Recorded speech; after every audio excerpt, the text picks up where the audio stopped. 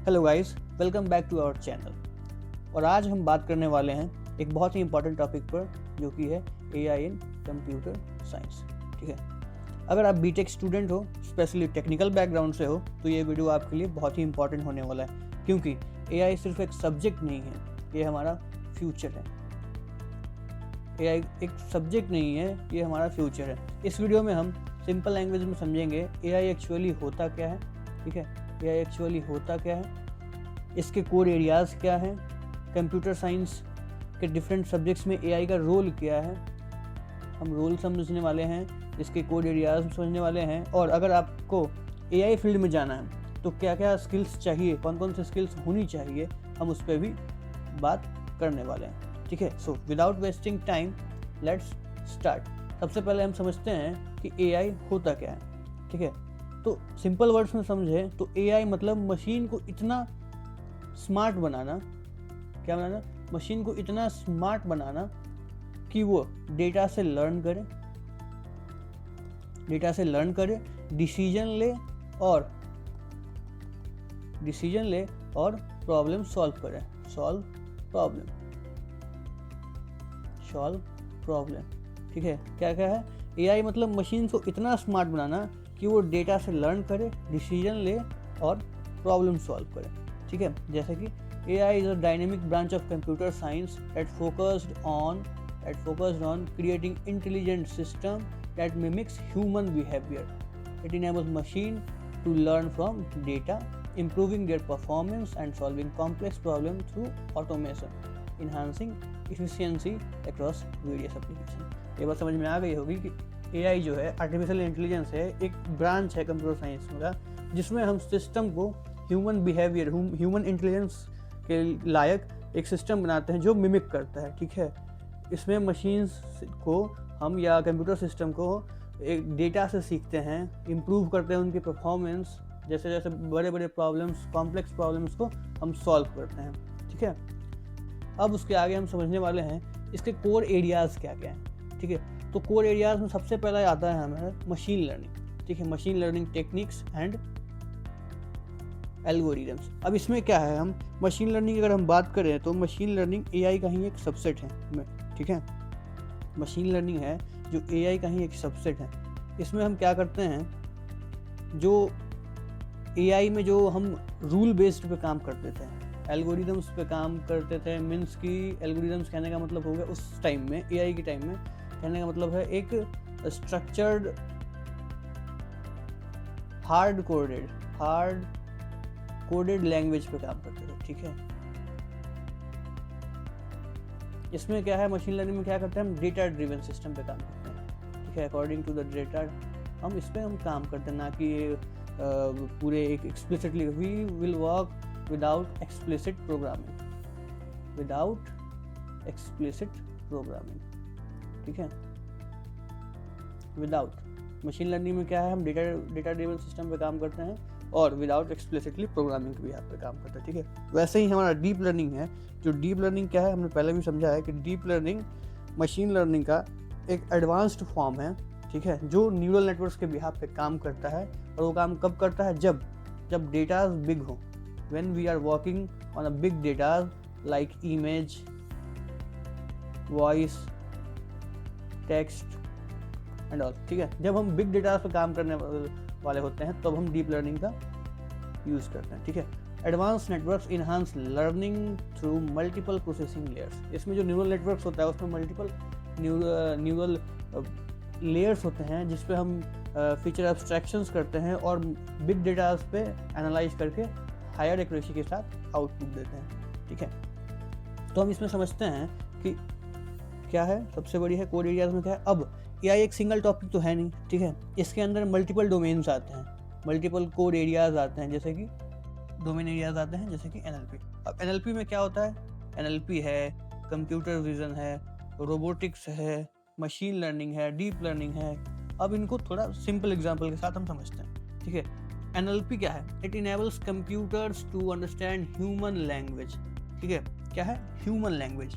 NLP machines को human language समझने में हेल्प करता है। एनएलपी क्या करता है, जो ह्यूमन रीडेबल फॉर्म जो होता है या कुछ भी होता है, ह्यूमन लैंग्वेज जो होता है, जो हम समझते हैं, उसको समझने के लिए ये काम होता है, ठीक है। NLP मशीन्स को ह्यूमन लैंग्वेज समझने में हेल्प करता है, जैसे कि एग्जांपल चैटबॉट,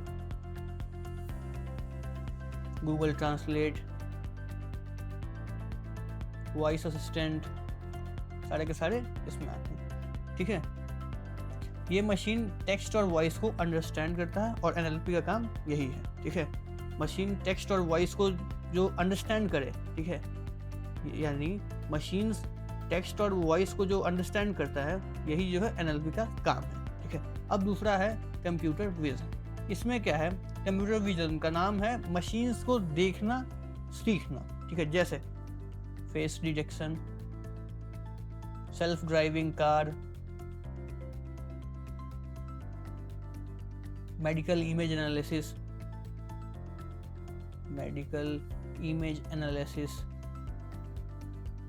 ये सारे के सारे इसमें आते हैं। यानी इमेज को देखकर समझते हैं। कंप्यूटर विजन में हम इमेज पर डेटा सेट पर काम करते हैं, जिसमें मशीन्स को देख के, मीन्स इनसाइड्स डेटा से देख के और हम सीखते हैं, इमेज को देखकर समझना।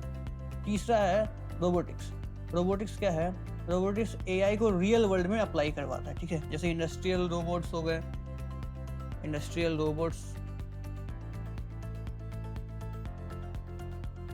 रोबोट्स हो गए, ऑटोमेटेड मशीन्स हो गई, ये सब के सब रोबोटिक्स का पार्ट है, ठीक है।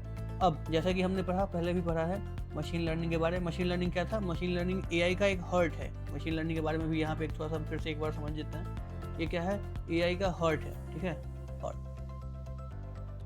इसमें मशीन डेटा से पैटर्न लर्न करता है। सिंपल वर्ड्स में कहें तो ये डेटा से पैटर्न्स लर्न करता है। अगर आप ML समझ गए तो आप AI का कोड भी समझ गए, ठीक है।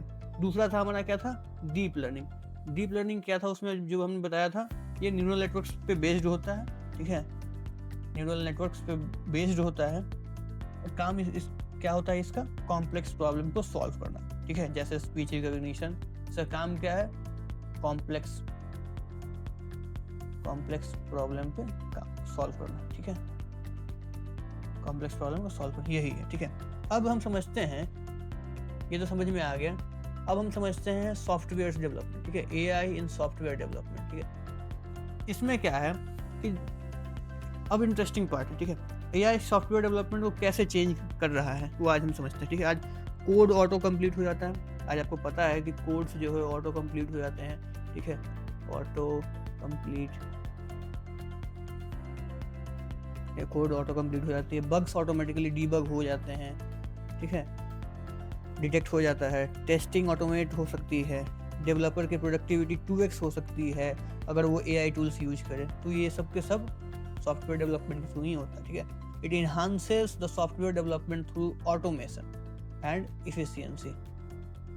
Key applications include code automation completion, which streamlines the writing process, bug detection that improves software quality, automated testing ensuring reliability, and DevOps for optimization for improved collaboration and integration across the development cycle. इसमें क्या है कि जो भी काम जो हम पहले डेवलपमेंट के थ्रू करते थे, ठीक है, इंटरेस्टिंग बात क्या है कि वो सब कुछ डेवलप कर चुका है, ठीक है। जैसे कोड जो ऑटो कंप्लीट हो जाता है, ठीक है, बग्स ऑटोमेटिकली डिटेक्ट हो जाता है, जो पहले हम मैनुअल चेक करते थे वो अब ऑटोमेटिकली डिटेक्ट हो जाता है। तो ये AI जो है सॉफ्टवेयर डेवलपमेंट में भी काम ऐसे करता है, ये हमने अभी यहाँ पे सीखा। अब हम समझते हैं कि साइबर सिक्योरिटी में AI कैसे कैसे रिलेट करता है, ठीक है। इसमें क्या है कि साइबर सिक्योरिटी में जैसे AI गेम चेंजर है, ठीक है। AI को हम गेम चेंजर के तौर पे भी साइबर सिक्योरिटी में जानते हैं। जैसे सबसे पहले क्या है, थ्रेट डिटेक्शन, ठीक है, थ्रेट डिटेक्ट करना जैसे करते हैं, उसमें भी हमने AI के थ्रू ही करते हैं। मालवेयर आइडेंटिफाई करता है वो। सस्पिशियस एक्टिविटीज़ जितने भी होते हैं, क्या होते हैं, सस्पिशियस एक्टिविटीज़ होते हैं, हम AI के थ्रू ही वो डिटेक्ट करते हैं, ठीक है। ट्रेडिशनल सिस्टम्स के रूल्स फॉलो करते थे हम लोग पहले, क्या करते थे, सिस्टम लर्न करते हैं, इसीलिए AI बेस्ड सिक्योरिटी फ्यूचर है, ठीक है। अब यहाँ समझते हैं क्या क्या हमने समझा कि AI के थ्रू साइबर सिक्योरिटीज़ में जैसे थ्रेट डिटेक्शन करवाना हो, मालवेयर डिटेक्शन करवाना हो, सस्पिशियस एक्टिविटीज़ जो हो रही है उसको ट्रैक करना हो, सब के सब AI के थ्रू हमारी जो सिक्योरिटी मेजर्स है वो क्या हो रही है, इन्हांस हो रही है, ठीक है। It plays a critical role in enhancing security measures through AI, ठीक है. From threat detection to malware identification, AI system analyze vast amount of data, enabling rapid response to the potential cyber threats. अब देखिए, जो भी काम हम suspicious activities मान लो कोई हो रही है, उसको उसके लिए जो अलर्ट होता था वो पहले कैसे मैनुअल फॉर्म में वो सारे 1 by 1 step by step form करते थे, तो फिर वो अलर्ट करते थे. AI के थ्रू क्या करते हैं हम, जो भी इन्हांसिंग जो हुई है अभी, जैसे डिटेक्शंस हो गया, आइडेंटिफिकेशन हो गया, सस्पिशियस अटैक्स जो होने वाले या ट्रैक जो है उसको आइडेंटिफाई करते हैं, वो तुरंत हम अलर्ट करते हैं. जो रिस्पॉन्स है वो फास्ट हो गया. वो क्या है, एक पोटेंशियल जो भी एक साइबर सिक्योरिटी को जो मिली है वो AI के थ्रू हुई है, ठीक है. और इससे क्या होता है, डिजिटल सिस्टम सिक्योरिटी मेजर्स का इन्हांसमेंट होता है. तो AI साइबर सिक्योरिटी में इस तरीके से यूज होता है, ठीक है. अब हम बात करते हैं दूसरा जो है हमारा डेटा साइंस में AI का यूज कैसा होता है. डेटा साइंस और AI ऑलमोस्ट एक दूसरे के पार्टनर्स हैं, ठीक है. मीन्स AI जो है और जो डेटा साइंस है दोनों ऑलमोस्ट एक दूसरे के पार्टनर्स हैं. AI हेल्प करता है किसमें, प्रेडिक्शन में. कोई भी हम डेटा पे काम कर रहे हैं, काम करने के बाद रिजल्ट आउटपुट में हम क्या किस के लिए हम काम करते हैं, प्रेडिक्शन के लिए ही ना. तो AI हेल्प करता है प्रेडिक्शन में, ट्रेंड एनालिसिस में. किसमें करता है, ट्रेंड एनालिसिस में. अब मान लो अगर हम एनालिसिस ट्रेंड एनालिसिस मान लो अगर हम स्टॉक ट्रेंड्स को प्रेडिक्ट करना है, तो इसमें डेटा सेट्स तो चाहिए. डेटा साइंस का ही काम है ना, डेटा एनालिटिक्स का ही काम है, और AI के थ्रू हम वो काम करवाते हैं. रिकमेंडेशन सिस्टम हो गया, जैसे अमेजोन आपको प्रोडक्ट सजेस्ट करता है, वो AI प्लस डेटा साइंस का कॉम्बो है. समझ में आ गया. ऐसे ही हम काम करते हैं. AI plays a crucial role in data-driven decision making that enables predictive analytics which forecast future trend. अभी हमने बताया जैसे कि स्टॉक ट्रेंड के डेटा को पहले डेटा सेट्स को एनालाइज करता है विद बिहाफ ऑफ AI के थ्रू, वो फिर प्रेडिक्शन भी करवाता है, ठीक है. While data mining uncovers hidden pattern, recommendation system enhance your user experience and big data processing allow efficient handling of vast information. किसी भी डेटा सेट पे हम काम करते हैं तो बिग डेटा पे हम काम करते हैं, तो AI के हेल्प से हम डेटा साइंस में इन्हांस इम्प्रूवमेंट कर रहे हैं, ठीक है. ये सब का सब AI के थ्रू ही हो रहा है. इसके बाद आता है नेटवर्किंग एंड क्लाउड. इसमें क्या है, नेटवर्किंग एंड क्लाउड में भी AI का रोल बढ़ रहा है, ठीक है. AI जैसे कि नेटवर्क ट्रैफिक प्रेडिक्शन,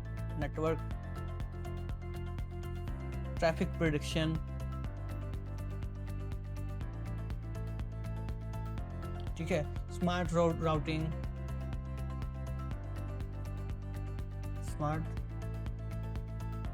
राउटिंग करता है, रिसोर्स एलोकेशन करता है.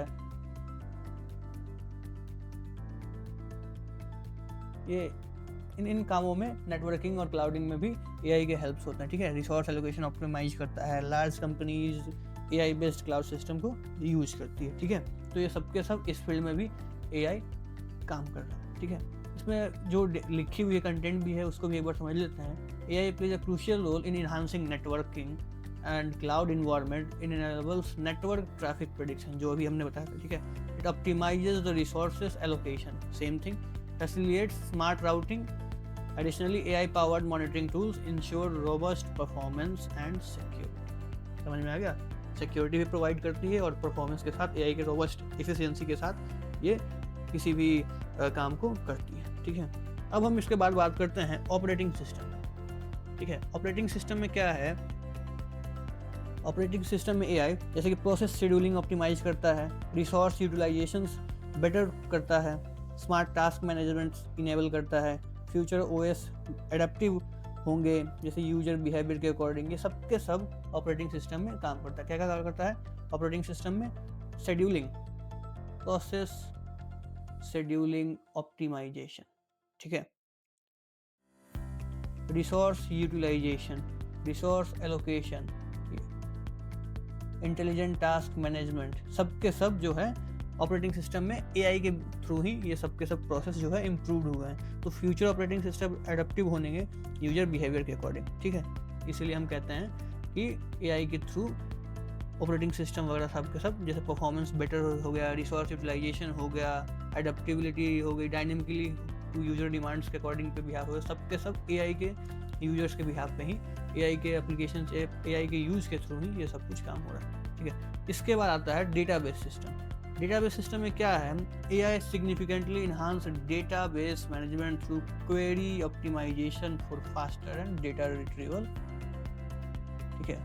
Smart indexing that improve search efficiency, automated backup system ensure data integrity and anomaly detection to identify, mitigate potential threats, promoting robust and secure data environment। समझते हैं। Database system में AI का use query optimization के लिए होता है, ठीक है। Query optimization, faster data retrieval,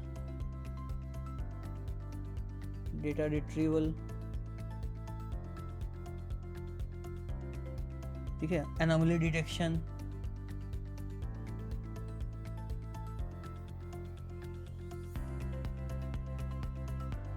automated backup, large handle data को हैंडल करने के लिए, सबके सब के लिए एआई वेरी हेल्पफुल है, इसीलिए हम डेटाबेस सिस्टम में भी यूज करते हैं। इसके बाद आता है एआई टूल्स। एआई जो टूल्स हम जो यूज करते हैं, several powerful tools are essential for AI development in computer science. Python is widely used for simplicity and versatility. TensorFlow, PyTorch facilitate deep learning tasks, while scikit-learn and OpenCV provide robust libraries for machine learning and computer vision applications। ठीक है। अब सबसे important, अगर आप BTech student हो और AI field में हो और उससे जाना चाहते हो तो क्या क्या सीखना चाहिए, हम टूल्स के बारे में समझते हैं। सबसे पहले स्टार्ट करते हैं हम किससे, पाइथन से, ठीक है, क्योंकि आपको पाइथन आनी चाहिए, ठीक है, मस्ट, अगर आप उसमें जाना चाहते हो तो एआई में। नमपाई, पांडास, scikit-learn,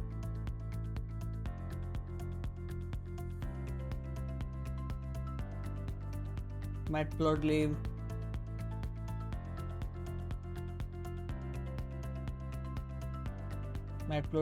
टेंसरफ्लो या पाइटॉर्च, ठीक है, ये सब के सब आने चाहिए।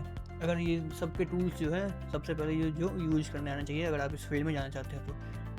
डीएस स्ट्रॉन्ग रखो, यह बहुत इंपॉर्टेंट है, ठीक है। अब हम समझते हैं कि इन टूल्स के साथ साथ कौन कौन से स्किल्स होने चाहिए हमें, ठीक है। सबसे पहला क्या है, एआई फील्ड में एंट्री लेने के लिए प्रोग्रामिंग स्ट्रॉन्ग होनी चाहिए, ठीक है, क्योंकि without programming we are nothing going to achieve. अगर आप एआई फील्ड में आना चाहते हो, मशीन लर्निंग के फील्ड में आना चाहते हो, डीप लर्निंग के फील्ड में आना चाहते हो तो आपके लिए प्रोग्रामिंग मस्ट है, स्ट्रॉन्ग प्रोग्रामिंग फाउंडेशन होनी चाहिए। और अगर एआई है तो पाइथन लैंग्वेज आनी चाहिए, ठीक है।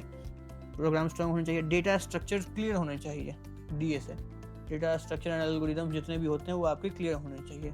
मैथमेटिकल ऑपरेशंस जैसे कि और हमारे लीनियर अलजेब्रा हो गए, प्रोबेबिलिटी हो गई, स्टैटिक्स एंड डेटा एनालिसिस हो गई, ये सब के सब मैथमेटिक्स के फॉर्म में भी आने चाहिए। बेसिक मैथ्स और स्टैटिक्स भी आने चाहिए।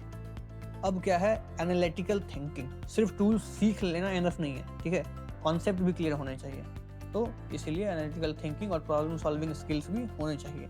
ये सब स्किल्स अगर आप एआई के फील्ड में आना चाहते हो तो आपके अंदर होना चाहिए, ठीक है।